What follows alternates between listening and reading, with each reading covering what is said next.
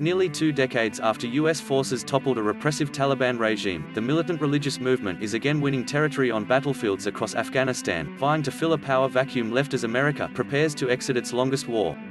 The prospect of a Taliban takeover reminiscent of the movement's 1996 blitz on the capital, Kabul, has people both inside and outside Afghanistan worried about the future. While the Taliban have been making rapid gains, particularly since US-led forces began a withdrawal in May, few experts see a complete takeover of the capital as imminent. However, the question remains, after 20 years in the political wilderness, how would the Taliban govern if they regained power? The short answer might be, not much differently from the last time. I think everyone is trying to read some pretty sparse tea leaves here, says Laurel Miller, the Asia Program Director for the International Crisis Group. When the Taliban last held power, in 2001, their treatment of women, who were denied education and employment and forced to wear the all-encompassing burqa, as well as minorities, such as Afghanistan's mostly Shiite Hazaras, earned the country pariah status in the international community.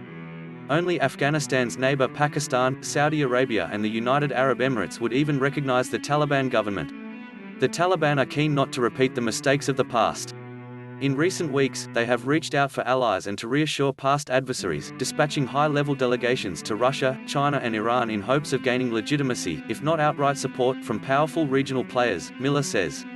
They are currently pursuing a fairly savvy foreign policy, she says, pointing to last week's visit to Beijing by a delegation of Taliban led by the movement's second-in-command, Mullah Abdul Ghani Baradar, to meet Chinese Foreign Minister Wang.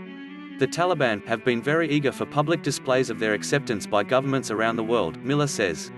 Baradar also sat across the table from then U.S. Secretary of State Mike Pompeo last year to discuss a peace deal between the Taliban and the Afghan government. Despite viewing Washington as the enemy, Baradar, a co-founder of the Taliban, got a world stage to bolster the movement's standing, she says.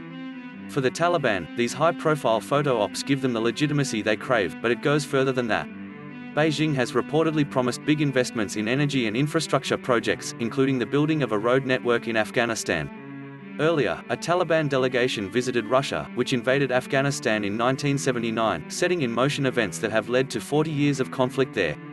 The Kremlin's concern is security for the Central Asian states along its southern border, says Husain Haqqani, a former Pakistani ambassador to the US from 2008 to 2011.